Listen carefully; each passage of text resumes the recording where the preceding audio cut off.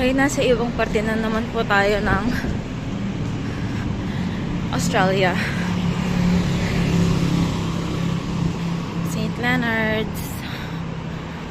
St. Leonards.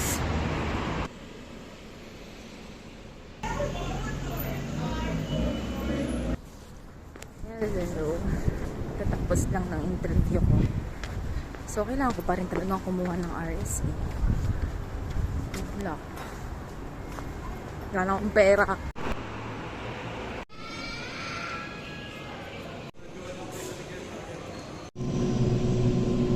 Stand clear.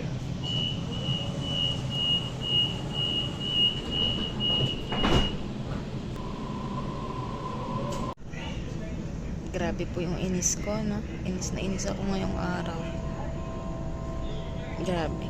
Talaga. So,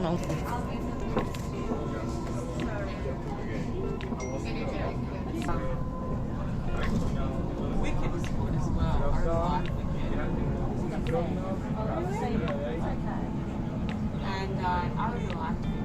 I'm actually going back today.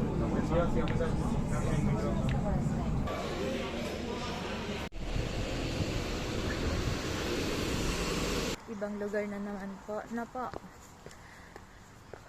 Lamig. Ibang lugar na naman tayo bumaba. Kasi kailangan natin mag-adjust din. So, yan. Lalakad na lang ako tapos pauwi na ako. 8% na lang din. So, good luck sa atin. Okay. B.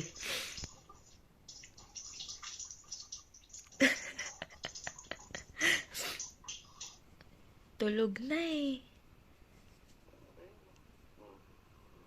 Stormy! Stormy! Baby, hello! Stormy! Ate na na ganun. Stormy!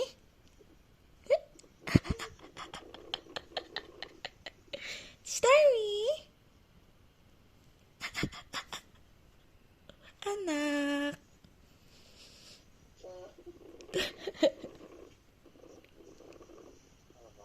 Starry!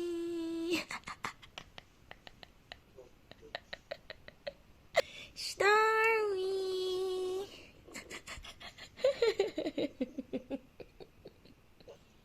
Tina.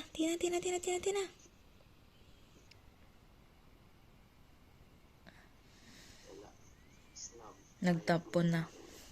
Starmy!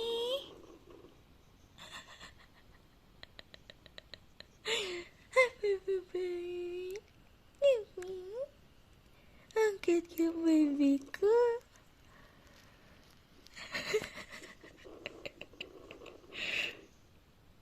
Love, ang cute.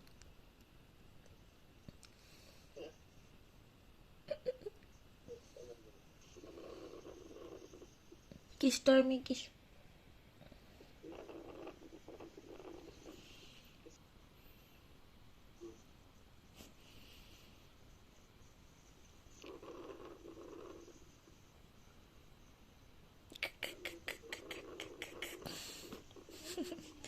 Starry.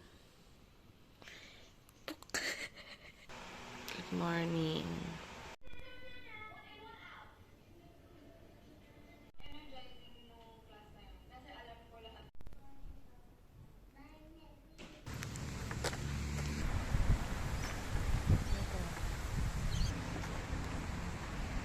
Grabe. May gusto akong ikwento eh. Pero nakakahiya. Alam niyo ba kung paano ko hinahawakan tong cellphone ko? Hindi naka-front cam. So, nakabaligtad sa akin. Pero alam niya, gusto ko lang talaga i-share na nung nakaraan kasi umiiyak ako. Sabi ko, at wala pa akong work ng Tuesday. Then sa mga vacant ko ba na araw, kumbaga inisip ko na kasi yung bayad ko ng rent. Wala akong bayad ng rent. Kailangan ko magbayad ng tuition. Kasi naubos na yung allowance ko dito. So, importante talaga na meron ko work. Tapos usually hindi kasi ako binibigyan ng Tuesday and Sunday. So nung after ko manggaling sa interview, syempre kailangan ko pa kumuha ng RSA. So malamang hindi pa ako makakapag-start. And after kasi kumuha ng RSA, magta-trial pa. So medyo malabo pa. Night before, bago ko pumasok, sabi ko, parang nakakalimutan ko na si Lord.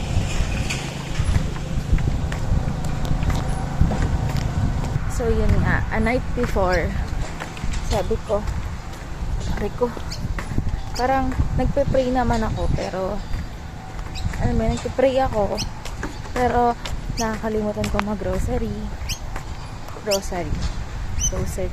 Basta yan.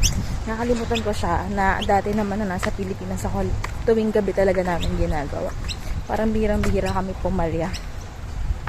Pero nang dumating ako dito, parang nakakalimutan ko na siya. So, kung daming tao, nahihiya ako.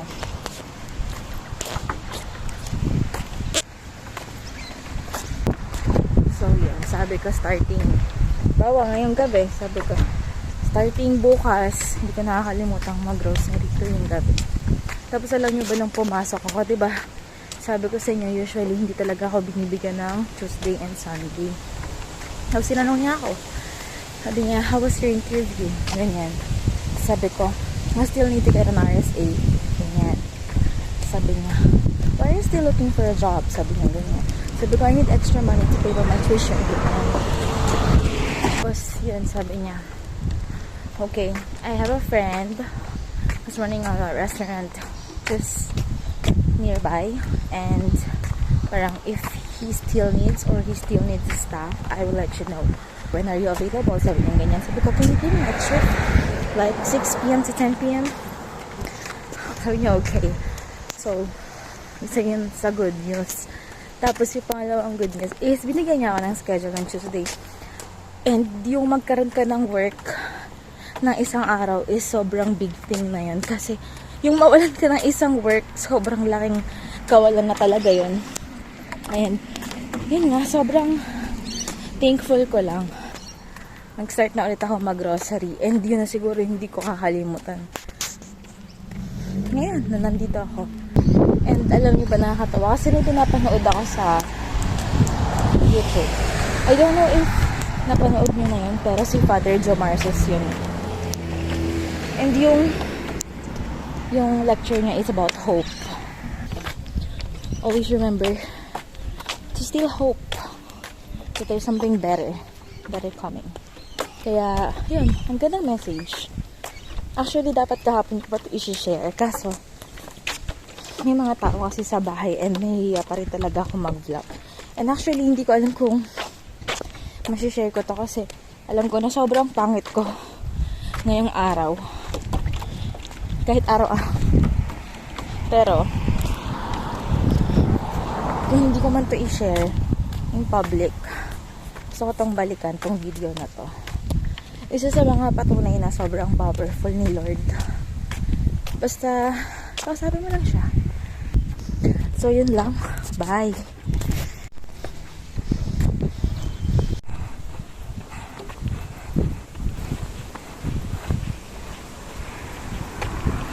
Yeah.